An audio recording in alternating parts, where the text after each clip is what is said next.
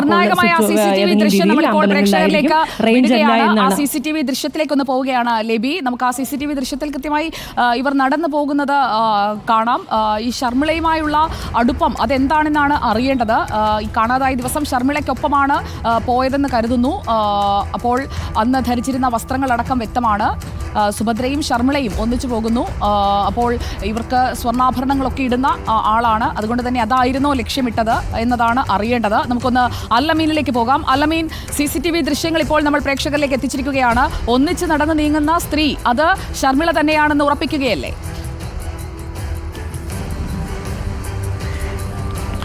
ഷർമിളയ്ക്കൊപ്പം സുഭദ്ര വരുന്ന CCTV ദൃശ്യങ്ങളാണ് അത് കടവന്ത്രയിലെ ഒരു വീട്ടു പരിസരത്ത് നിന്നും അതുപോലെ തന്നെ സൗത്ത് റെയിൽവേ സ്റ്റേഷന് സമീപത്ത് നിന്നും പോലീസ് ശേഖരിച്ച CCTV ദൃശ്യങ്ങളാണ് ഇപ്പോൾ പുറത്തു വന്നിട്ടുള്ളത്. ആ ദൃശ്യങ്ങളിൽ സുഭദ്ര ഈ ഷർമിളയ്ക്കൊപ്പം നടന്നു വരുന്ന ദൃശ്യങ്ങളാണ് എന്നുള്ളത് വ്യക്തമായിട്ടുണ്ട്. എന്ന് മാത്രമല്ല ഈ ഷർമിളയുടെയും അതുപോലെ തന്നെ ഒപ്പമുണ്ടായിരുന്ന മാത്യൂസിൻ്റെയും ചിത്രങ്ങളൊക്കെ പോലീസ് പുറത്തുവിടുകയും ചെയ്തിട്ടുണ്ട്. ഇവർക്ക് വേണ്ടിയുള്ള അന്വേഷണം അല്ലെങ്കിൽ ഇവരെ എത്രയും പെട്ടെന്ന് തിരിച്ചറിയണം എന്നുള്ളത് കൊണ്ടാണ് അത്തരമൊരു നടപടിയിലേക്ക് പോലീസ് എത്തിയിട്ടുള്ളത്.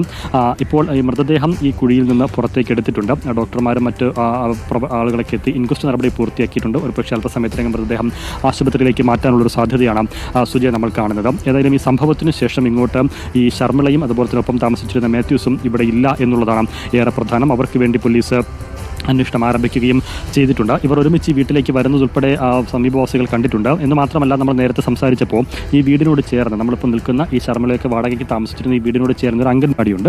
ആ അംഗൻവാടി ടീച്ചറുമായി നമ്മൾ സംസാരിച്ചിരുന്നു. അവരുടെ പ്രതികരണം നമ്മൾ അവിടേക്ക് എത്തിച്ചിട്ടുണ്ട്. ആ ടീച്ചർ പറയുന്നത് ഈ ഓഗസ്റ്റിന് കഴിഞ്ഞ മാസം 4-ാം തീയതിയാണല്ലോ സുഭദ്രയായി കാണാതാവുന്നതും അവരിവിടേക്ക് വരുന്നതും.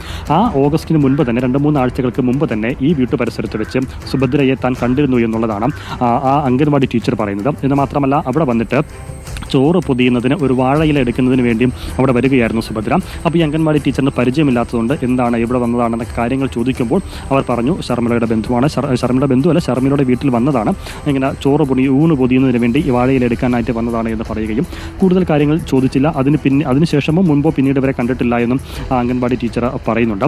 ആയതിലും അതിനുശേഷം ഈ സംഭവത്തിന് അല്ലെങ്കിൽ കാണാതായ ഓഗസ്റ്റ് 4-ആണ് കാണാതായി എന്ന് പറയുന്നത്. അതിന് ഒരു 2-3 ആഴ്ച മുൻപാണ് ഇത്തരത്തിലും ഇവിടെ കണ്ടു എന്നുള്ളത് ആ അംഗൻവാടി ടീച്ചറും പറയുന്നത്. അങ്ങനെയാണെങ്കിൽ ഒരു പക്ഷേ ഇടയ്ക്കിടയ്ക്ക് ഇവിടെ സന്ദർശനം നടത്തിയിട്ടുണ്ടാകണം സുഭദ്ര ഈ ഷർമിളയുടെ വീട്ടിൽ. ഷർമിള തിരിച്ചും സുഭദ്രയുടെ വീട്ടിലേക്കും ആ അർത്ഥത്തിൽ പോയിട്ടുണ്ടാകണം. അങ്ങനെ ഒരു ബന്ധം അവർക്കിടയിൽ ഉണ്ടായിരുന്നിട്ടുണ്ടാകണം. ഒരു പക്ഷേ അതുകൂടി കണക്കിലെടുത്തുകൊണ്ടും അതുകൂടി മുഖവിലേക്ക് എടുത്തുകൊണ്ടൊക്കെ ആയിരിക്കണം ഇത്തരമൊരു ആസൂത്രിതമായ കൊലപാതകത്തിലേക്ക് ആസൂത്രിതം എന്ന് തന്നെ നമ്മൾ വിശേഷിപ്പിക്കേണ്ടി വരും. കാരണം ഇവിടെ വന്ന് അവർ കൊന്നിട്ടുണ്ട് എങ്കിൽ എങ്ങനെയാണ് കൊന്നത്, കൊലപാതകം നടത്തിയതെന്നതൊക്കെ അറിയേണ്ടതാണ്. അതിന് പിന്നാലെ വീട്ടിൻ്റെ പരിസരത്ത് ഒരു കുഴിയെടുത്ത് മറവ് ചെയ്ത് അവിടെ നിന്നൊക്കെ രക്ഷപ്പെടണമെങ്കിൽ സ്വാഭാവികമായും കൃത്യമായ ഒരു ആസൂത്രണം അക്കാര്യത്തിൽ നടന്നിട്ടുണ്ട്. കുഴിയെടുക്കുന്നതിനായി വിളിച്ച മേസിയോട് പറയുന്നത് മാലിന്യം നിക്ഷേപിക്കുന്നതിന് കുഴിയെടുക്കണമെന്നുള്ള ഒരു വിവരമാണ് അവർ പങ്കുവച്ചതെന്ന് കൂടി വിവരങ്ങൾ പുറത്തു വരികയും ചെയ്യുന്നുണ്ട്. വിവരങ്ങൾ ശേഖരിച്ചോളൂ. കലവൂരിൽ നിന്ന് നിർണായകമായ വിവരങ്ങൾ. അവിടെ അടുത്തുള്ള വീട്ടുകാരിൽ ആരൊക്കെ അവിടെ സുഭദ്ര വരുന്നത് കണ്ടിട്ടുണ്ട്? ഇക്കഴിഞ്ഞ 4-ാം തീയതിയാണോ അതിനു മുൻപും അവിടെ വന്ന് താമസിച്ചിട്ടുണ്ടോ? ഈ കുടുംബവുമായി ഇതുപോലെ ഒന്നിച്ച് ക്ഷേത്രങ്ങളിൽ പോകുന്ന ബന്ധമാണോ? അതൊക്കെ അറിയേണ്ടിയിരിക്കുന്നു. ഈ കൊലപാതകത്തിലേക്ക് നീങ്ങിയത് എങ്ങനെയാണ്? അതിന്റെ ഉൾപ്പിരിവുകൾ അടങ്ങുന്ന അന്വേഷണം ഇപ്പോൾ നടന്നുകൊണ്ടേയിരിക്കുന്നുള്ളൂ. അതിന്റെ കൂടുതൽ വിവരങ്ങളിലേക്ക് നമുക്ക് എത്തണം. കലവൂരിൽ നിന്ന് അല്ലമീനും കടവന്ത്രയിൽ നിന്ന് ലേബി സജിന്ദ്രനും തുടരും നമുക്കൊപ്പം.